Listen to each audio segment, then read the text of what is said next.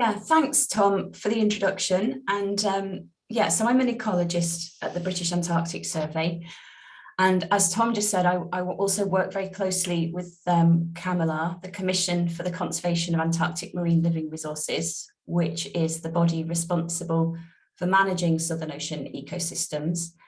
And I've got a particular interest in how climate change is going to affect Southern Ocean ecosystems, and particularly what this means for the conservation and management. So I'm going to present a couple of pieces of work in this context, focusing on Cavanagh.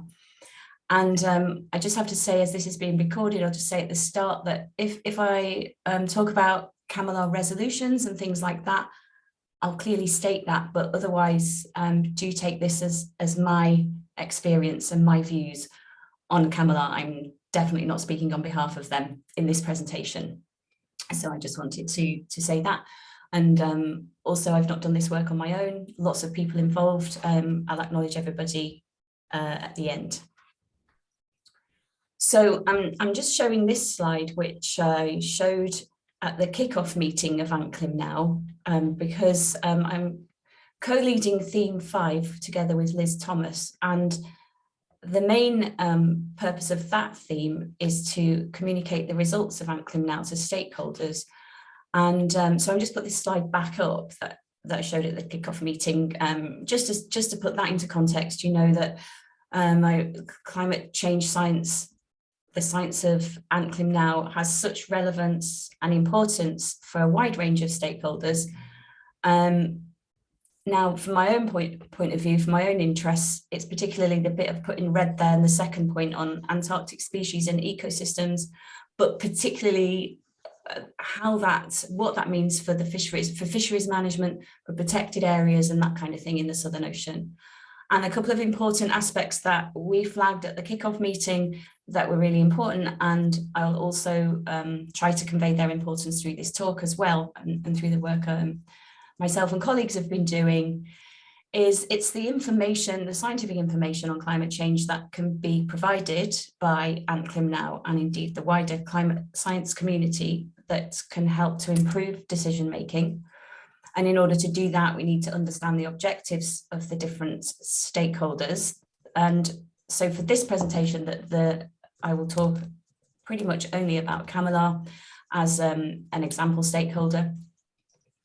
And the second most important thing in this context is the communication. So it's one thing having the science, but it's how we communicate it to Cavanagh, to other non-experts, in order that they can understand it and use it appropriately. So quick scene setting. This is the Cavanagh Convention area divided up into you can see the black lines, which divide it into the reporting areas basically for the stats and the information that Cavanagh collects, and for their management. So that's how it's divided up, those black lines. And you can also see on there a couple of the 2 designated marine protected areas, one shown in blue, one in green. I hope you can see that. And there are other marine protected area proposals under discussion, but those are the 2 designated ones. So just kind of thinking about that in terms of that's the area that Cavanagh manages in that way, and we kind of thinking about climate change information in those different areas, what that might mean. So just one slide really to introduce Cavanagh for those people who are less familiar. So it is the body responsible for conserving and managing Southern Ocean ecosystems. And just to say that it was established 40 years ago, so in 1982, and it was established to address fisheries. So it wasn't, climate change was not on the agenda. It was established to address fisheries. It's part of the Antarctic Treaty System, but it works with its own agenda. Now, of course, it does have climate change in the equation, and so the managers in considering fishing now have to also consider climate change impacts. So it's got the multiple drivers of climate change on top of what's happening with fisheries and other kind of stresses to the ecosystem. And it works in this way. It has scientific working groups which feed up into the scientific committee, which feed up into the commission. And just a couple of its current priorities include developing the krill fishery management strategy, and the toothfish fishery. And so myself and colleagues have been looking really at what is the climate science that we really need to provide for the decision makers in Cavanagh to inform changes to existing measures that they already have, or indeed develop new measures if that's necessary as well, such that the conservation and management measures are able to respond to change. So some of the overarching questions that we've pulled out to kind of set up this study are on this slide, and basically how climate change will affect the key species, the harvested species, and what will this mean for their management. But they're also interested in the context of the way they manage the fishery, which is this ecosystem approach to management. They are also interested in the impacts of climate change on predators of the target species. So for example, the predators of krill, predators of toothfish, and also their prey. There's also a more difficult question, which is, can we disentangle the effects of natural variability, climate-driven change, and fishing? And there's lots of detailed questions underneath these overarching questions, but there you go. I went on an infographic course recently. So I did this infographic to try to represent this work. I decided to try to represent it in this kind of simple equation, in which on the left side, we've got the ecosystem information that we've been collecting for many years, understanding the ecosystem there, and then we just have to add the climate change information to that and integrate that into decisions, and then we'll have this, we'll have climate responsive management. And so it looks like this simple equation, but so far, although there is actually a wealth of studies on ecosystems, on climate change, and actually an increasing wealth of studies and literature on the effects of climate change on Southern Ocean ecosystems, we're not doing very well on the equals part so far. So why is that? So we've been thinking about why we're not doing so well on the equals part. There are a number of what we could call challenges or barriers or things we need to do better and overcome. The first really being scientifically. So we as scientists, I think from the ecology field, and I'm sure also in the climate change field, we're talking a lot about knowledge gaps, and we're talking about uncertainty and the lack of information on certain things. We also, I think when we try to bring the fields together, we talk a lot about the scale, the difference in scales. So when we try to understand the ecological impacts of climate change, we work on very different temporal scales and spatial scales. So there's quite a few challenges on the science side. But within Cavanagh, and I think presumably other similar bodies, I mean, I think what I'll talk about next are very much common to other regions as well, although some of them are specific to Cavanagh. So Cavanagh, of course, as I said, it was set up to address fisheries. So we don't actually have any climate scientists on the working groups and in the scientific commission, as far as I know. I don't think we do at all. We tend to be biologists, ecologists, fishery scientists, policymakers. So there's that side of the capacity within Cavanagh and the expertise. Cavanagh already has a huge agenda, a big body of work that it already needs to do with limited capacity, with time constraints. There's politics, political issues. That includes the politics of climate change itself. I mean, wherever you go to discuss climate change, there are politics of climate change. In Cavanagh, there's also a situation where the way it operates is by consensus. So the scientific committee provides information and recommendations that the commission takes into account. But there are 25 member states plus the European Union, and all members have to agree by consensus on everything. Every decision that's made, every change that's made is on consensus. So that's an interesting point and one worthy of note. And there are also a range of stakeholders. As I've said, we're talking about Cavanagh as a stakeholder, but even within Cavanagh, there are different views, different stakeholders. We've got the different members. There are also a number of conservation organisations, non-governmental organisations, who participate in the meeting as observers and have a great interest in the Southern Ocean. There's also the fishing industry itself.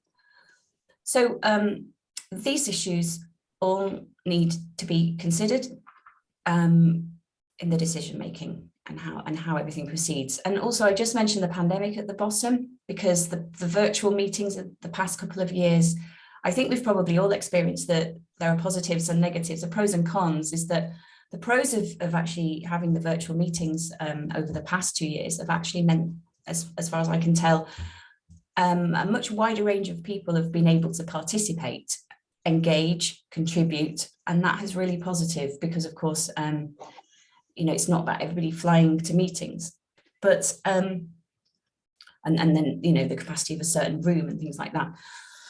The cons are that the agenda has been very much constrained because the timing of the meetings, so the times of the meetings have had to be much shorter since the COVID-19 pandemic, and as such, so more constrained, shorter. There's been a lack of the usual conversations in the margins of the meetings, after the meetings. Quite often we'll break out together to hammer out a point in small groups and then coming back to the main group. But those kinds of things have been a lot more difficult. And climate change has certainly suffered in terms of it being on the agenda and it getting less time in the past couple of years. So hopefully I've set the scene there for people that are less familiar. And the rest of the talk, I'll focus on these two pieces of work that I've done with my colleagues, two connected approaches from the perspective of scientists, but bearing in mind the various challenges that I'm laying out here. And there are others, these are kind of the main ones. To look at what I set out at the beginning is the science feeding in, the climate change science feeding in, how it's communicated, and thinking about which of these challenges and barriers these might be able to help address. And we're quite in early days in some respects in thinking about this, so there's a lot more to do. So the first approach, approach one, was strengthening the climate change scientific information flow into Cavanagh. So this study focused on the relevance of IPCC reports to Cavanagh. And we focused on the SROC, the Special Report on the Ocean and Cryosphere in a Changing Climate, because at the time that we did this study, that was the most recent source of information coming from the IPCC. And the thinking about this, really why we did this, well, Cavanagh actually wanted something like this.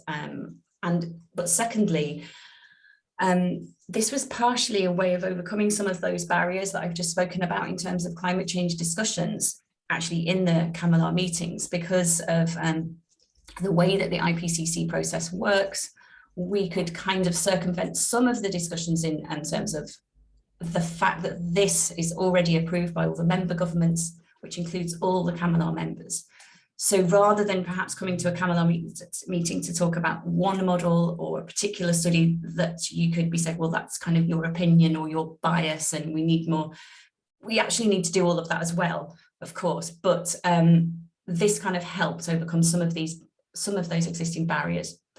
And so we went a little bit further. We went through the SROC, and there's an absolute wealth of information captured in there that's useful for Cavanagh discussions, but it's not necessarily as easy for them to extract what they need and do what they need. So we summarized it for Cavanagh, and we discussed the findings in terms of existing tools and strategies that Cavanagh already have that would probably need to be modified for climate change. And we translated the findings into recommendations for Cavanagh as well. And some of the overarching things that we presented at the meetings to Cavanagh, coming straight from the SROC, were implications such as projected shifts in habitats and range for particular species, the effects of ocean warming, perhaps on different life history stages, so the important timing of different life stages of species, as well as that could be the targeted species and their prey. And we also looked at things like the loss of ice through ice sheet disintegration, iceberg carving, and the kind of effects that these processes have. And we also looked at the fact that sea ice loss may actually also change access for fishing vessels. And that's another thing that needs to be factored in terms of the fisheries, as well as the various effects on the biology. And then, so that was presented to Cavanagh as it was, and there was some discussion, but then we went a little bit further and we unpicked the IPCC findings, the SROC findings, a little bit more to try to assess, to look at really assessing as a first attempt the level of risk to the fisheries and other what we call ecosystem services. And just for the purposes, I'll just briefly say that this is a term we use quite a lot in my field. Ecosystem services essentially mean the benefits that people, the benefits that humans get from ecosystems. So there are a number of ecosystem services that benefits that we humans derive from the Southern Ocean. Those tend to be categorized into provisioning, cultural, regulating and supporting. So for the purpose of this talk, I'm talking about the fisheries mostly. So we're talking about the provisioning ecosystem services. And so this in this infographic across the top part of it is, you can see this risk pathway where we took a stepwise approach, because it's so complex. Actually, it's not just a jump from what does climate change mean for fisheries. So we broke it down into this stepwise approach of the effects, going from climate driven change via the drivers, each of the main drivers, via their effects on the biological components. So the ecosystem structure, things like the distribution of species, ecosystem processes, things like the productivity of the system. So the driver's effect on these components, and then on to what that meant for the benefit, what that means in terms of risk to the benefits obtained by people. So we did this structured approach to help us to consider the complexity of climate-driven change on ecosystem services, but also perhaps to try to capture this as risk. And it also enabled us to track the uncertainty through from drivers to impacts as well. And the rest of this infographic really just shows you on the policy intervention side that we're talking global policy most of the time, international global policy from the climate side, but when we're getting into these ecosystem effects and these fishery and conservation effects, we're really thinking about Antarctic policy regulation regionally. I mean, that obviously does involve all the international decisions, but that's the difference. And also just showing you the understanding of this side of things is very little known. So we are at a much earlier stage of this work. So then following through our risk pathway, we used information from SROC. So we went through it very carefully, used information from the SROC to do our risk assessment, which we determined based on the likelihood of change in each driver. We used information from the SROC on level of confidence, directional change, and plus the nature of the impact on each of the biological components underpinning the fishery, and the potential consequences, and we assigned confidence to these risk ratings as well. So for example, if you take sea ice as one of the drivers, it has both direct and indirect effects on different parts of the ecosystem. So for example, a decline in sea ice may have negative impacts on krill populations, and but it also can have mixed effects. It's not always a negative effect, you know, sometimes depending on the species and depending on the situation, a lot of sea ice may be a positive effect in some situations. So that's just a bit more of a visual of what we were thinking about with our stepwise approach. And also that we weren't thinking of then so we think of each driver on its own and the effects, but then we did a combined assessment as well to consider the risk across all climate related drivers, the main drivers for each of the ecosystem services. And the reason we did this on top of looking at the complexity was the second part of our approach, which is to try to communicate information in a way that's meaningful to Cavanagh, that's meaningful to a range of stakeholders, that perhaps helps you to just capture it in a snapshot. Whilst not ignoring all the complexity, you don't necessarily always want or have to present that. It's available as it's needed to inform the decisions and so on. But this gives you the summary of the combined risk assessment. So In the context of this talk, if we look at Antarctic krill, we saw that through the main drivers which affect krill are the ocean temperature, ocean acidification, and sea ice change, the overall risk of a negative outcome through this study from what we found in the SROC on this initial study is overall high.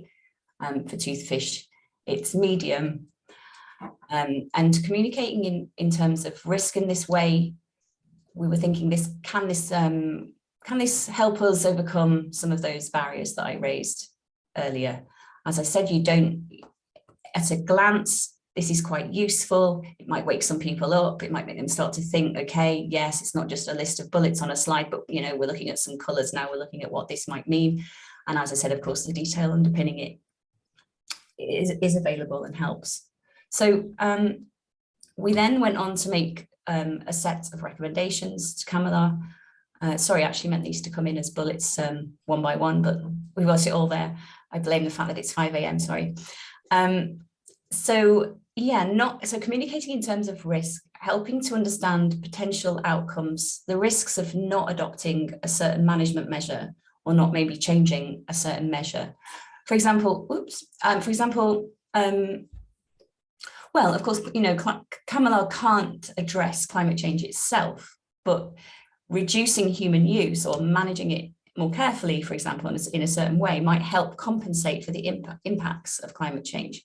So if climate change is increasing the risk of negative outcomes associated with fishing, then those risks could be offset by taking certain measures to offset that, really. So to minimize that, the SROC and other IPCC reports talk about the fact that in order, basically saying to do that, to minimize climate change impacts on harvested species in the ecosystem are more likely to be successful if they include these three things, which are flexible policies. Now, Cavanagh already has a number of these in which it can change catch limits, it can close certain areas, it can change the spatial distribution of catches. It already does all of that. But what we're saying here is, so taking climate change considerations into this and being flexible and changing them accordingly. The second being short-term risk reduction and long-term planning to build resilience of the system. So shorter term, that could include measures such as perhaps interim protection for a particular area that's been exposed by ice shelf collapse. So, rather than assuming that what applies across the rest of the area applies there, you could put interim protection in place for these areas. So that would be a short-term thing. And the longer-term aspect could include how we design spatial, what the design of spatial management looks like, such as perhaps dynamic marine protected areas that are responsive to climate change factors. And then the third one is enhanced systems to monitor change. So the example I've included there is currently there is a call to review Cavanagh's environmental monitoring programme. And again, it will be building climate change considerations into that. So I've put it this way, and we put it this way in the study because it's kind of less of something insurmountable for Cavanagh and other bodies is in other regions of the world, where you're actually saying what you've already got. You already have this framework. You already have lots of measures. You are already doing this, but it's about developing your work program to fully integrate climate change considerations across all the decision making. This is just a slide showing that we showed about improving interactions between Cavanagh and other science bodies and connections to decision makers and stakeholder groups. I think on the connections with the scientific bodies, I feel, as I said, I'm talking personally here really, but I feel that there's a real opportunity and need for this on the climate change side of things, going back to well, the urgency of this, but also the fact we don't have the climate change experts internally. The value of such external input is being increasingly recognised. We've demonstrated a little bit with this study. There's other work going on. Increasingly, it is recognised and it's actually happening that, there's more collaboration with international science programs such as SCAR, of which obviously we are part of, ICE and SUSE. So that right-hand box is showing that like there is quite a lot of science and info feeding in from kind of externally to Cavanagh. And I'm just really keen that more of this happens. It can help, this information, these interactions can really help to define priorities for future work, help to guide it. So I think development of these relationships is and will continue to be really beneficial. And so just to summarise, I think, yeah, we know it's a key issue facing Cavanagh. We know it's difficult for them to access and understand the information, so they need a lot of help in this regard. I think this could be tailored and applied to other stakeholders as well. Improving the linkages may help overcome some of the challenges, and communicating it in terms of overall risk can also be useful. I think really I just want to say at the end that we've got to use what we've got at the moment in order to make these recommendations, in order to take actions. We need to be precautionary as possible. The information that we've got here, this example kind of stepwise risk assessment, the information on the components contributing to that, I think including the levels of confidence that we've got can be used to inform our decisions now, and also to highlight gaps in knowledge, priorities for future work. But as more detail comes through from AntClim now and the wider community, I really think this, this will help to improve the projections for the effects on ecosystems, the understanding to inform the decisions. For example, that risk assessment I just showed you, that was a very first go at that. And with better information and more detail, we could do finer spatial and temporal, we could do the assessments at finer spatial and temporal scales to help focus efforts. I think really just kind of putting all this together to understand, to better coordinate and target and integrate the effects of climate change into this work. And finally, I'll just say that the Cavanagh Scientific Committee, we recently met in February to plan the roadmap for the next 5 years. And we did talk about climate change in that context. And so hopefully there will be more opportunities to put more of this into action. So I guess I would say watch this space. If you're interested, please definitely contact me and talk to me. And I'll definitely keep you all informed about what's coming up. And that's my acknowledgement slide of the various co-authors of these two studies, these two papers, but also it's a much wider group of people involved. Thank you.